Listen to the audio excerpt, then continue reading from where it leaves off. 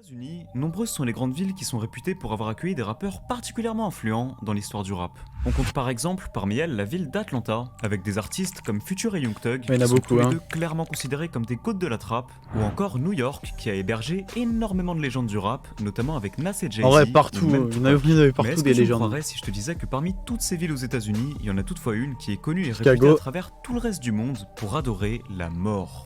En effet, tu l'auras deviné, cette ville c'est Chicago, et aujourd'hui je vais te Ah. raconter un événement historique qui s'est 1999. déroulé il y a quelques années et qui a clairement choqué tous les habitants de la ville, en passant même à la télé. Mais alors, C'est comment un incroyable, rappeur qui en vrai. avait déjà commis une tentative de meurtre à seulement 14 ans a réussi à se procurer un lance-roquette de l'armée servant à détruire des véhicules blindés et l'a ramené fièrement dans les rues de Chicago? C'est ce que nous allons voir tout de suite dans cette vidéo.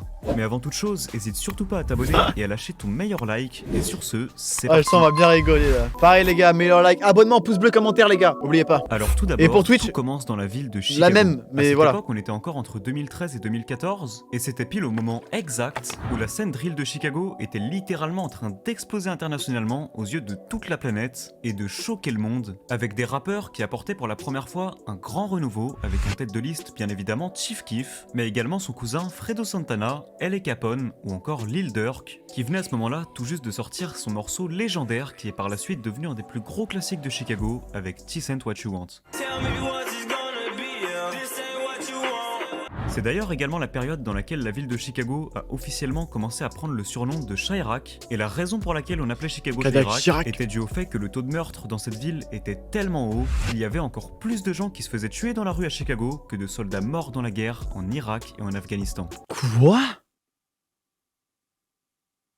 Quoi? Ok.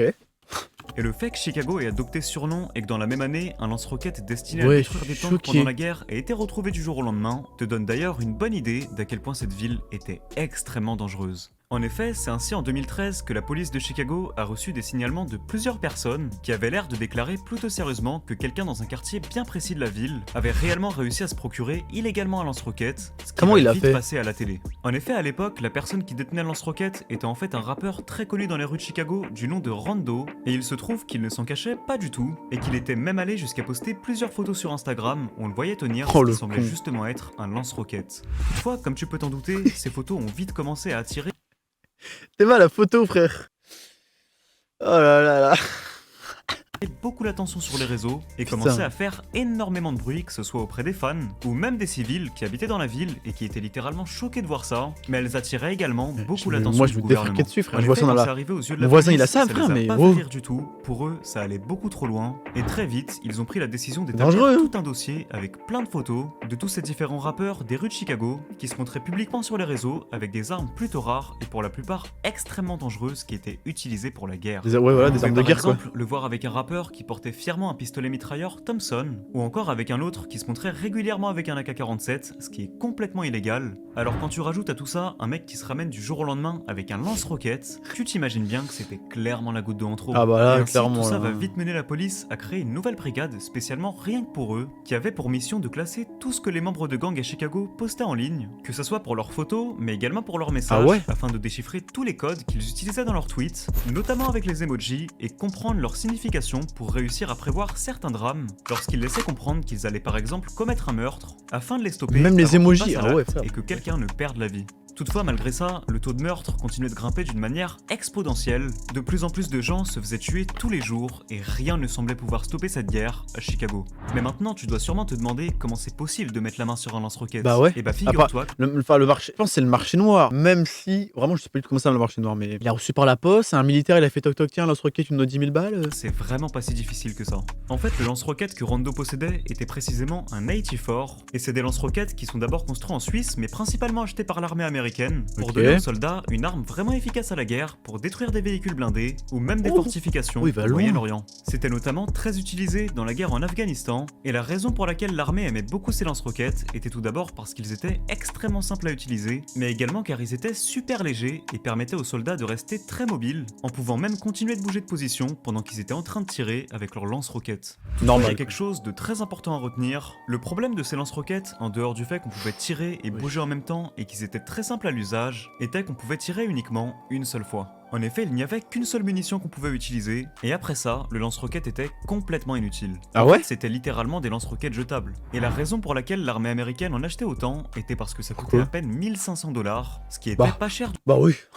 du tout pour une arme qui Un bon pouvait petit détruire un salaire. tank qui coûte en moyenne plusieurs millions de dollars. Et maintenant, ce qu'il faut savoir et qui est assez dingue, c'est qu'en Amérique, n'importe qui peut littéralement acheter un lance-roquette sans aucune licence à avoir ou autre. Autrement dit, Quoi? n'importe qui peut en avoir un. Mais en revanche, tout type de roquette qui explose à l'intérieur du bazooka Non mais les States, vraiment un autre délire. Non mais vas-y, non mais frère, vas-y, non mais vas-y frère. Vraiment, je suis fier d'être en France. Non mais frère!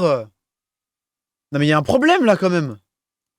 Oh! est considéré comme un appareil destructeur, et pour en avoir une aux États-Unis, ça requiert d'avoir un accord bien particulier venant de l'armée, après avoir payé une taxe de 200 $. Oh bah ça va! 200 $, bah Il faut tiens. savoir que ce bien particulier venant de l'armée, après avoir payé une taxe de 200 $.